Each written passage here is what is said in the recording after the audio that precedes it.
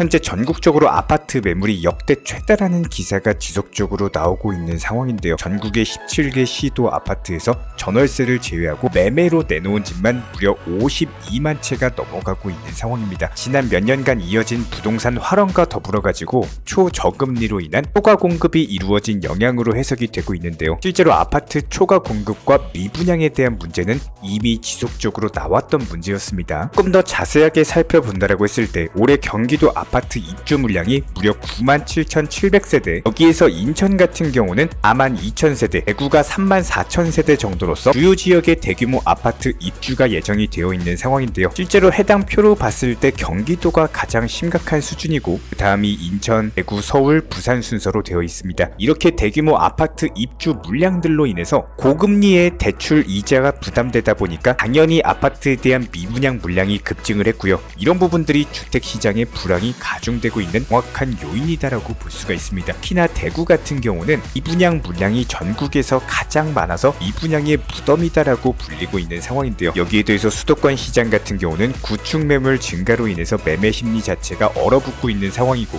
엎친 데 덮친 격으로 분양가 상한제 해제 지역에 대한 확대들로 인해서 서울에서 불었던 신축에 대한 청약 열기조차도 현재 심각하게 얼어붙고 있는 상황입니다. 본격적으로 가라앉으면서 시장의 분위기는 더욱더 위축이 되어만 가고 있습니다. 이런 부분들이 과거에 2007년부터 이어졌던 부동산 거품이 금융위기로 인해서 정리가 됐었던 것처럼 이번에도 역시 부동산 시장 전반적으로 조정이 불가피할 것으로 지적이 나오고 있는 상황이고요. 그렇다면 이런 부분들을 결과적으로 종합을 해보자면은 대규모 아파트 입주로 인한 미분양의 증가, 그리고 구축 매물이 증가하다 보니까 이런 것들로 인한 매매 심리가 위축이 됐고, 분양가 상한제에 대한 해제 지역이 확대되면서 신축 청약 열기마저도 가라앉아 버렸습니다. 근데 여기서 가장 핵심이 되는 원인은 기본적으로 고금리, 그리고 이에 따른 경기 침체로 인해서 실수요자 자체가 없어져 버리니까 법적인 원인들이 맞물리면서 현재 수도권 부동산 시장은 당분간 하향세를 보일 것으로 예상이 되고 있고요. 안녕하세요 여러분, 청년부동산입니다. 이번 영상에서는 최근에 실제로 거래된 경기도 아파트 11곳에 대해서 조사를 했습니다. 최소 마이너스 32%에서 최대 마이너스 49%까지 폭락 중에 있고 지금 바로 시작합니다. 구독과 좋아요만 부탁드릴게요. 자, 먼저 경기도 안양시 동안구에 위치한 비산 삼성 레미안입니다. 평수는 33평형, 1개의 방과 2개의 화장실로 구성이 되어 있고요. 단지정보 3,806세대, 고층은 28층, 형승인일은 2003년, 용적률은 359%, 건폐율은 18%입니다. 조상으로 봤을 때 초등학교를 끼고 있는 아파트로서 전적인 아파트 밀집 단지에다가 바로 옆에는 대림대학교가 있습니다. 실거래 기준 2016년 당시 3억대 중후반에서 거래가 되던 가격이 9억 5천만 원까지 상승을 했고, 최근에 낙폭 강화되면서 4억 8천에 거래가 완료됐습니다. 현재 매도가는 6억 7천에서 8억 6천, 전세호가는 4억 2천에서 5억 원이고요. 같은 평형대 아파트 주변 매물들과 비교를 했을 때 가장 적게는 4억대, 가장 많게는 12억대까지도 존재하고 있기 때문에 해당 가격 정도면 중간 정도에 속한다라고 볼 수가 있겠죠. 다음으로 파주시 목동에 위치한 운정 화서파크 드림 시그니처 아파트입니다. 평수는 33평형, 3개의 방과 2개의 화장실로 구성이 되어 있고요. 단지정보 1047세대, 고층은 25층, 사용 승인일은 2020년, 이용률은 179%, 건폐율은 16%입니다. 두상으로 기본적인 아파트 밀집 단지로서 인근에 초등학교, 중학교가 위치해 있고요. 실거래 기준 2018년 당시 3억대 초중반에서 거래가 되던 가격이 9억 5천만 원까지 상승을 했습니다. 최근에 낙폭 강화되면서 4억 9천만 원의 거래가 완료됐고요. 현재 매도가는 5억 천에서 6억 5천, 전세호가는 4억 원입니다. 같은 평형대 주변 아파트 매물들과 비교해봤을 때 적게는 3억대 중반, 많게는 6억대까지도 존재하고 있기 때문에 해당 가격 정도면은 주변 매물들 대비해서 비교적으로 상위권 정도입니다. 다음으로 파주시 동패동에 위치한 운정신도시 아이파크입니다. 평수는 34평형, 4개의 방과 2개의 화장실로 구성이 되어 있고 단지정보 3042세대, 고층은 29층, 사용승인일은 2020년, 용적률은 185%, 건폐율은 13%입니다. 두상으로 기본적인 아파트 밀집 단지로서 인근에 초등학교, 고등학교가 위치해 있고요. 실거래 기준으로 2019년 당시 3억대 후반에서 거래가 되던 가격이 9억 5천만 원까지 상승을 했습니다. 최근에 낙폭 강화되면서 5억 1천만 원의 거래가 완료됐고 현재 매도가는 7억에서 9억, 전세호가는 3억 6천에서 4억 5천만 원입니다. 같은 평형대 주변 아파트 매물들과 비교해봤을 때 현재 3억대 후반, 많게는 8억까지 있기 때문에 주변 매물들 대비해가지고 가장 비싼 아파트입니다. 다음으로 군포시 금정동에 위치한 퇴계주공 3단지 2차 아파트입니다. 1개의 방과 1개의 화장실로 구성이 되어 있고요. 단지정보 981세대, 고층은 20층, 사용 승인일은 1995년입니다. 지도상으로 기본적인 아파트 밀집 단지로서 인근에 초중 고등학교가 위치해 있고 바로 옆에는 3번역과 수리산역이 있습니다. 실거래 기준 2016년 당시 1억대 후반, 2억대 초반에서 거래가 되던 가격이 4억 2,500만원까지 상승을 했고요.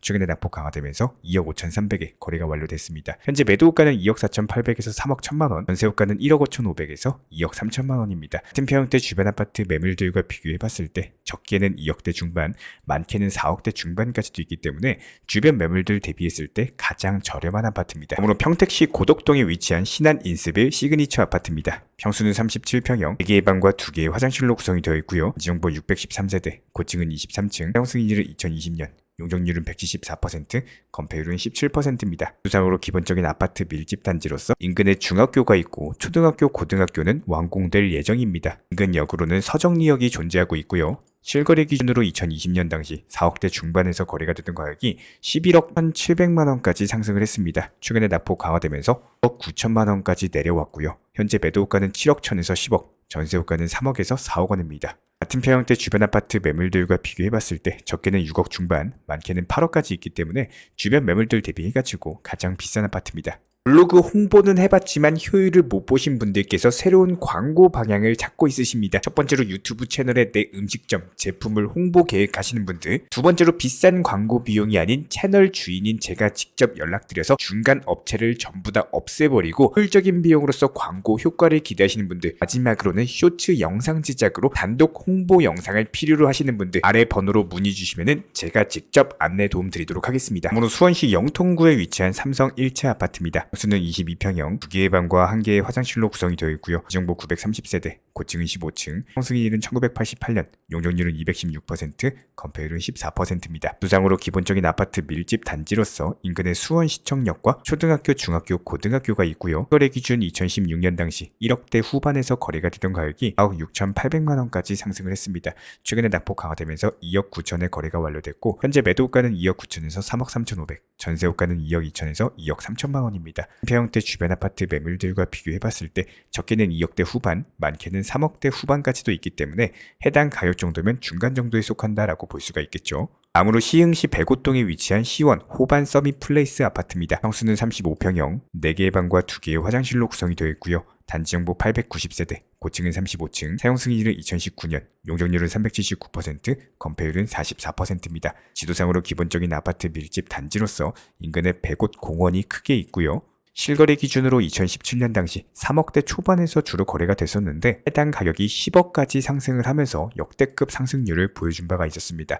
최근에 낙폭 강화되면서 6억 3천에 거래가 완료됐고요. 이제 매도가는 6억에서 9억, 전세호가는 3억 8천에서 4억 원입니다. 같은 평형대 주변 아파트 매물들과 비교해봤을 때 보통 6억대 초반에서 7억대 초반까지 있기 때문에 비교적으로 비싼 가격대다라고 볼 수가 있겠죠. 다음으로 화성시 병점동에 위치한 병점역 센트럴 허브시티 아파트입니다. 수는 33평형, 3개의 방과 2개의 화장실로 구성이 되어 있고요. 지정보 1499세대, 고층은 14층, 사용 승인일은 2004년, 점유율은 227%, 건폐율은 22%입니다. 지도상으로 기본적인 아파트 밀집 단지로서 인근의 초등학교, 고등학교, 병점역이 위치해 있고요. 실거래 기준 2016년 당시 2억대에서 거래가 됐던 가격이 6억 3,500만원까지 놀라운 상승세를 보여줬고 최근에 낙폭 강화되면서 4억 500만원에 거래가 완료됐습니다. 현재 매도가는 3억 9천에서 5억 1천만원, 전세호가는 3억에서 3억 2천만원입니다. 같은 평형대 주변 아파트 매물들과 비교해봤을 때 적게는 2억대 후반, 많게는 4억대 중반까지 있기 때문에 주변 매물들 대비해서 비교적으로 상위권에 속합니다. 오늘 평택시 죽백동에 위치한 우미린 레이크파크 아파트입니다.